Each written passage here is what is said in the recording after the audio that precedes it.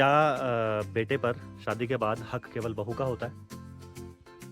जो उनके पिता ने बोला कि अब नियमों में कुछ बदलाव कीजिए ताकि जो हक बहू को मिला वो माँ को और पिता को भी मिले, क्योंकि पैदा तो देखो, चम्बा में हो सकता है कई जगह ऐसी हो जहाँ नशा मिलता है। अब उनके पास अगर बाइक है तो उनके लिए कितना आसान हो जाएगा वहाँ तक पहुँचना, सोच सकते हो। मॉडर्न स्कूल की बात कर रहा हूँ, चंबा के मॉडर्न स्कूल की बात कर रहा हूँ, और जितने भी बच्चे मॉडर्न स्कूल में पढ़ते हैं उनके माँ बाप के लिए सीधा सीधा संदेश है, कल को अगर कोई दुर्घटना होती है तो अपने आप जिम्मेदारी लेना। फिर किसी को बोलना मत कि सरकार की जो ट्रैफिक नीति है वो गलत है। त्रिपुरा में 800 प्लस लोग HIV पॉजिटिव पाए गए,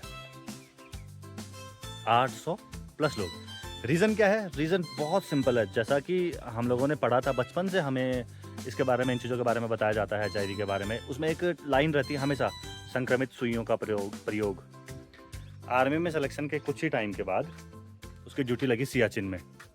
इसका मतलब ये जो रिलेशन था ये 7 से 8 साल चला, और इसको कह सकते हैं लॉन्ग डिस्टेंस। क्या आप पहली नज़र का प्यार मानते हो कि लव एट फर्स्ट साइट, पहली बार देखा और प्रेम हो गया, इतना गहरा कि शादी हो गई? आप सोच रहे होंगे कि मैं किस बारे में बात कर रहा हूँ और मैं ये बातें क्यों कर रहा हूँ, मैं तो ब्लॉगिंग करता हूँ। एक्चुअली बात यह है कि अब करते हैं ब्लॉग पहले अच्छे से शुरू। तो नमस्कार, प्रणाम, पहलाक दोस्तों, स्वागत है आपका मेरे आज के ब्लॉग में। आशा करता हूँ आप सभी लोग स्वस्थ होंगे, मस्त होंगे। आजकल एक जिक्र चल रहा है अंशुमान और स्मृति का। मैंने जो कहानियाँ पढ़ी हैं, जो न्यूज़ सुनी है, उसके हिसाब से बताऊँगा। और क्यों बता रहा हूँ, इसका रीज़न ये है कि जो शहीद हुए थे अंशुमान सिंह, उनके माँ और पापा का एक जो वीडियो है वो वायरल हो रहा है बहुत तेज़ी से, इंटरव्यू का वीडियो, जिसमें वो कह रहे हैं कि हमारा जो बेटा है, हमारी जो बहू है, वो जो बेटे को जो भी कीर्ति चक्र मिला या उसके साथ जो भी कुछ मिला होगा, और उसकी फ़ोटोज़ वगैरह लेके अपने मायके चली गई, और साथ ही में उसका जो परमानेंट एड्रेस था वो भी बदल दिया। अब मैं इस बात को यहाँ क्यों ला रहा हूँ, हम लोग उत्तराखंड में रहते हैं और हमारे यहाँ से बहुत सारे लोग आर्मी में हैं, मेजॉरिटी में है, उत्तराखंड के बहुत सारे लोग आर्मी में हैं, और ये चीज़ हमारे साथ भी हो सकती है। अब ये सही है कि गलत है, ये मैं आप पर छोड़ता हूँ। लेकिन क्या शानदार कहानी रही है इस शख्स की कि पहली नज़र में देखा और प्यार हो गया। पहली नज़र में देखा, प्यार हो गया। लेकिन देखो किस्मत को क्या मंजूर था, दूरियाँ थी मंजूर तो दूरी ही रही हमेशा। कहते हैं पहली नज़र में प्यार हुआ, उसके बाद बहुत मुश्किल से बात कर पाए तो जैसे ही लड़की की तरफ से हाँ हुई, वैसे ही लड़का बहुत दूर चले गया। दूर मीन्स कि उसका सिलेक्शन हो गया था आर्मी में। आर्मी में सिलेक्शन के कुछ ही टाइम के बाद उसकी ड्यूटी लगी सियाचिन में। इसका मतलब ये जो रिलेशन था ये 7 से 8 साल चला, और इसको कह सकते हैं लॉन्ग डिस्टेंस रिलेशनशिप। आजकल लॉन्ग डिस्टेंस रिलेशनशिप 100 में से एक भी कामयाब नहीं होती है, बहुत ही रेयर होगा, 1000 में से एक हो सकती है।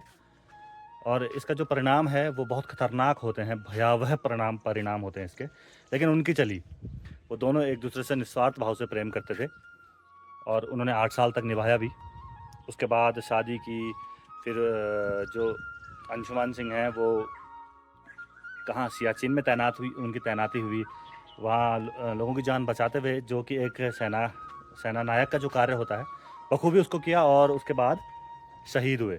शहीद होने के बाद पुरस्कार जो उन्हें मिला वो था कीर्ति चक्र, और उसी की जो राशि थी जो भी उसमें मिलता है, उसके बाद कहते हैं कि उसकी मम्मी, उनकी जो माता और पिता हैं, उनका एक इंटरव्यू आया था कि हमारी बहू जो है कीर्ति चक्र और अन्य जितना भी सामान मिला था उसको लेकर वापस चली गई मायके। तो ये जो मैंने केस सुना तो इसमें मुझे बड़ा अचंभा सा हुआ। मैं सोचने पर, मैं वैसे ऐसे टॉपिक बनाता नहीं हूँ, लेकिन इसलिए बनाया क्योंकि उत्तराखंड में काफ़ी लोग आर्मी में हैं, और मैं जानना चाहता हूँ कि क्या ये सही है, और अगर ये गलत है तो क्यों है। एक तरफ वो शहीद की पत्नी है, दूसरी तरफ शहीद के माँ बाप, जिन्होंने उसको पाल पोस कर बड़ा किया था, इतने साल उनके साथ रहे, कम से कम 20-25 साल पुराना रिश्ता था, और लड़की का 8-9 साल पुराना रिश्ता था। तो ये जो सारा काम था, ये सारी जो घटना हुई, ये लगातार ऐसे ही चलती रही। तो इसमें आप बताइए गलत कौन है। मैं आप पर ये सवाल छोड़ता हूँ, और इसका जवाब भी मैं आप ही पर छोड़ता हूँ। एक दूसरी खबर जो सुनने में आई है उस पर भी बात कर लेते हैं। दोस्तों, दूसरा केस शुरू करने से पहले मैं आपसे पूछना चाहता हूँ कि चलिए मेरे पहाड़ी भाइयों, जल्दी से बताइए कमेंट बॉक्स में कि ये फूल जो है ये किस सब्जी का फूल है, और जो इस बार बताएगा उसको मैं पक्का 10 रुपये की एक चॉकलेट दूंगा, क्योंकि मैं इतना ही अमीर हूँ। तो जल्दी से इस फूल की जो सब्जी होगी उसका नाम बताइए, मैं इंतज़ार कर रहा हूँ कमेंट बॉक्स में। और अब शुरू करते हैं दूसरा केस। मुझे बोल बोल के काफ़ी थकान लग गई है, इसलिए मैं लेकर आया हूँ अपने लिए चाय। चाय के साथ एक लड्डू, एक क्रीम रोल, 2 मट्ठी, 2 केक रस। देखा आपने, तो शाम को मैं इस प्रकार से नाश्ता करता हूँ। खैर कोई नहीं, मैं इसको एंजॉय करता हूँ, आप वीडियो देखते रहिए। तो दोस्तों दूसरा जो केस है वो है त्रिपुरा का। अब आप कहेंगे उत्तराखंड से त्रिपुरा का क्या रिलेशन ये है कि उत्तराखंड नशे की चपेट में बढ़ रहा है। लगातार आए दिन समाचार पत्रों पर आप लोग खबर पढ़ रहे हैं कि माल के साथ, भांग के साथ, भांगला जो भी होता है, इसके साथ उसके साथ नशे की दारू की बोतलों के साथ कोई ना कोई गिरफ्तार होता आ रहा है। और लगातार मतलब हर हफ्ते में एक दिन ऐसी न्यूज़ आती है। बीच में तो जब हमारे टिहरी के जो हमारे क्या थे एसपी डीएसपी साहब जो भी थे, बहुत ही शानदार उन्होंने काम किया। उस समय बहुत सारे लोग पकड़े गए थे, नशे के साथ पकड़े गए थे। और दूसरी बात, हाँ मैं टॉपिक से नहीं हटना चाहता, बात इसलिए कर रहा हूँ कि त्रिपुरा में क्या हुआ। त्रिपुरा में 800 प्लस लोग HIV पॉजिटिव पाए गए। 800 प्लस लोग। रीज़न क्या है? रीज़न बहुत सिंपल है। जैसा कि हम लोगों ने पढ़ा था बचपन से, हमें इसके बारे में, इन चीज़ों के बारे में बताया जाता है HIV के बारे में। उसमें एक लाइन रहती है हमेशा, संक्रमित सुइयों का प्रयोग, ठीक है। अब एक्चुअल में क्या हुआ, वहाँ भी बहुत से जो केसेस हुए हैं उसमें नशा जो है बहुत ज़्यादा, नशे की अहम भूमिका रही है। कैसे रही है मैं बताता हूँ आपको। बहुत सारे लोगों ने इंजेक्ट करते हैं नशे को अपने नसों में, इंजेक्शन के द्वारा। उसमें नीडल होती है, सुई। तो मतलब जो मैंने पढ़ा है, जो मैंने जिस हिसाब से मैंने पढ़ा है, उसमें रीज़न यही रहा है, रीज़न नहीं बोल सकते उसको, जो मैंने पढ़ा है उसका मेन जो पॉइंट रहा है वो यही था कि वो जो नीडल्स होती हैं, सुइयों के द्वारा वो संक्रमण फैला है। अब वो इतने भयानक तरीके से फैला है कि 800 कुछ लोग जो है वो HIV पॉजिटिव हुए हैं, जिसमें से 47 के करीब लोगों की मौत हो गई है। बच्चे हैं वो सारे, उनमें कोई बड़ा नहीं है, सारे स्कूल के स्टूडेंट हैं मोस्टली जिनकी मौत हुई है। और ये अभी ये संख्या जो है ये बढ़ सकती है। रीज़न ये है कि नशा। अब नशे के लिए हम कुछ नहीं कर सकते। मतलब मैं यहाँ से बोलूँगा तो बहुत सारे लोग मुझे गाली भी देंगे। अपने अपने पॉइंट ऑफ व्यू के हिसाब से देखा जाए तो लोग कुछ भी बोल सकते हैं और वो फ्री भी हैं बोलने के लिए। लेकिन मैं बोलूँगा केवल और केवल उत्तराखंड के पेरेंट्स को। मैंने एक दिन उत्तराखंड में एक केस सुना।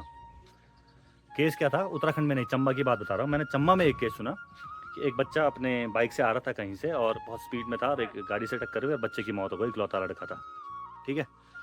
बहुत परेशानी हुई होगी उसके मम्मी पापा को, बहुत। मैं मना नहीं कर रहा हूँ और मुझे बहुत दुख भी है इस चीज़ का कि वो उस दुर्घटना में एक्सपायर भी हो गया था।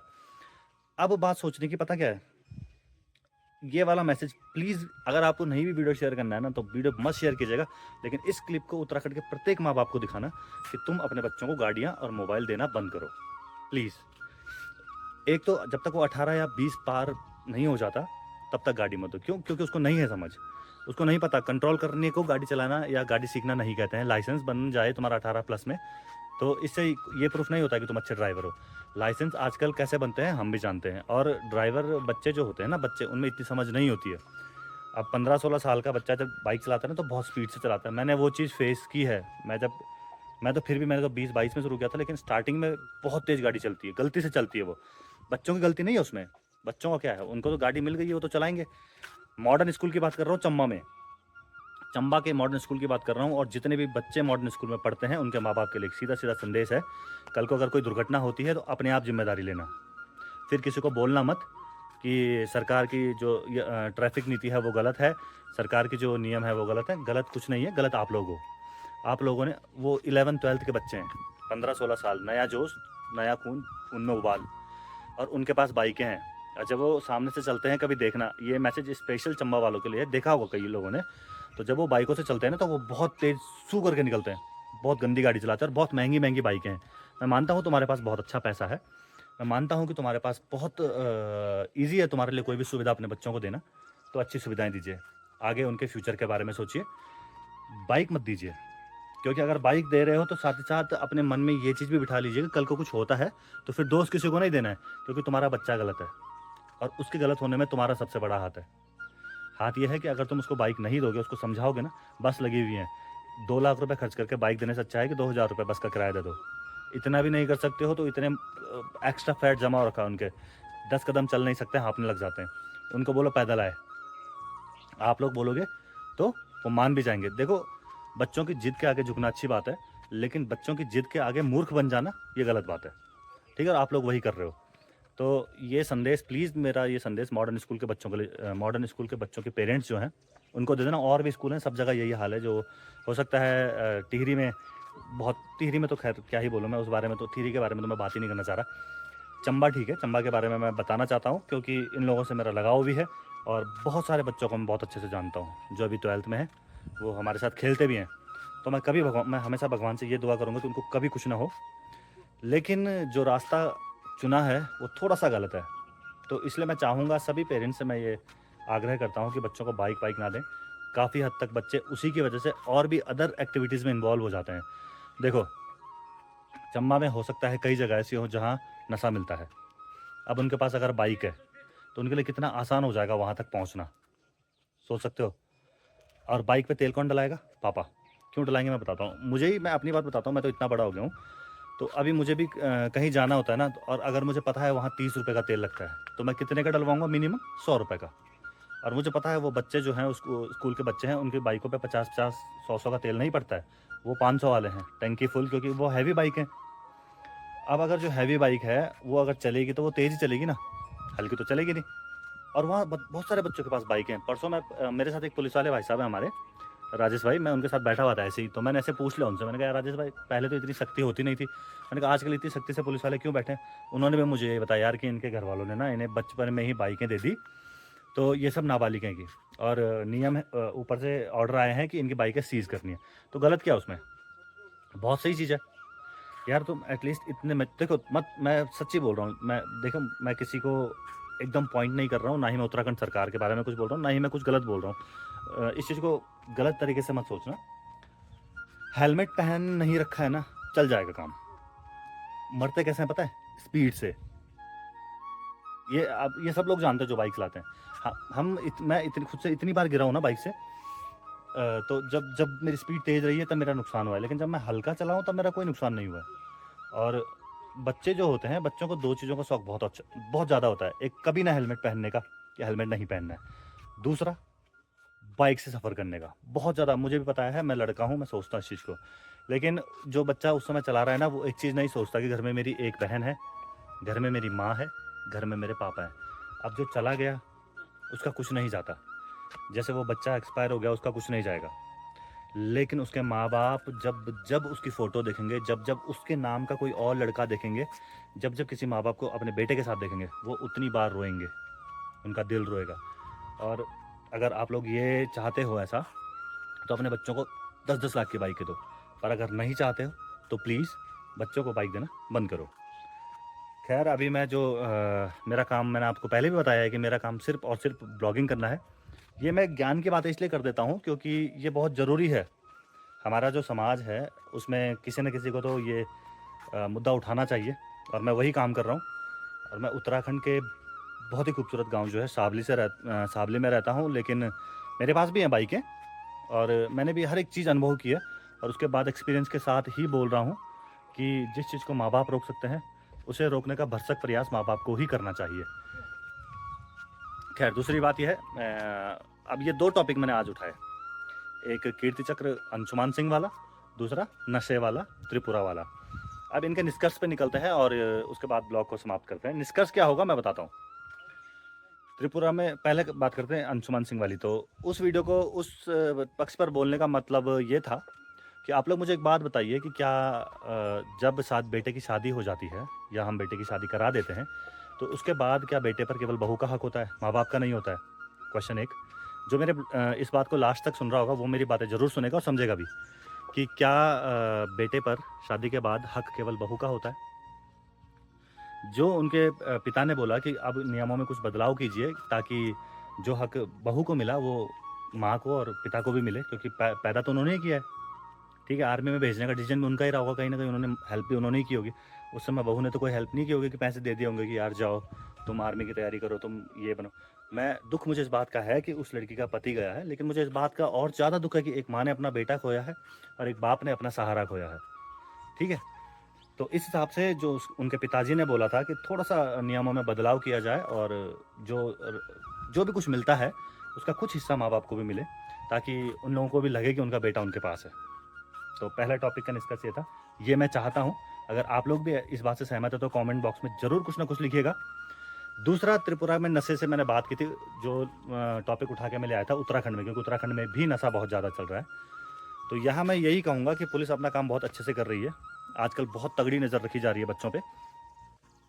तो ये बात क्या मैंने गलत बोली कि आप अपने बच्चों को बाइक मत दीजिए, आप अपने बच्चों को ज़्यादा सहूलियत मत दीजिए, थोड़ा टफ रहने दीजिए उनको, ताकि उनको पता चले कि लाइफ किस हिसाब से चलती है। अगर बहुत सॉफ्ट रखोगे ना, तो फिर वही सीन होता है कि बच्चे झील में कूद गए, सुसाइड कर लिया, वो उनको मेंटली कमज़ोर आप लोग कर रहे हो। सारी अगर जीतने की आदत लग जाएगी तो फिर एकदम से हार मिलेगी तो नहीं सहन कर पाएँगे वो। तो ये छोटी-छोटी चीज़ें हैं जो आप अपने बच्चों को समझा सकते हैं। तो आज के ब्लॉग में मैं यही 2 चीज़ें बताना चाह रहा था और बहुत है आज का ब्लॉग इतना ही। आई होप आपको ये जो चीज़ें मैंने बोली हैं ये पसंद आई होंगी। तो एक बार मैं आप लोगों से जानना चाहता हूँ कि जो भी मैंने ये मुद्दा रखा आज का नशा और ये अंशुमान सिंह वाला, तो ये अगर सही लगे आपको तो प्लीज़ कमेंट बॉक्स में ज़रूर कुछ ना कुछ कमेंट कीजिएगा। बाकी चैनल को लाइक, शेयर और सब्सक्राइब ज़रूर करें। आज का ब्लॉग इन्हीं 2 टॉपिक के साथ समाप्त करते हैं। आज फिर से एक मोटिवेशन वाला ब्लॉग बना है। बहुत जल्दी मैं आपको, अब आजकल उत्तराखंड में सब्जियां बहुत होने लग गई हैं, हरियाली बहुत हो चुकी है हमारे गांव में भी। अब बहुत जल्दी मैं शुरू करने वाला हूं, आपको बहुत अच्छी-अच्छी चीज़ें दिखाऊं। अभी आप इसी ब्लॉग को शेयर कीजिए, लोगों तक पहुंचाइए, और इसमें मैंने अपने चंबा के लिए भी कुछ संदेश दिया है, उसे ज़रूर सुनिएगा। और बाकी संदेश तो चंबा के लिए है, लेकिन इंडिकेट मैंने पूरे भारत को किया है। तो आप लोग सुनिए और समझिए इस बात को। साथ ही में लाइक, शेयर और सब्सक्राइब जरूर कीजिएगा दोस्तों। तो मिलते हैं आपको अगले ब्लॉग में अपने। तब तक के लिए जय हिंद, जय भारत, शुभ रात्रि।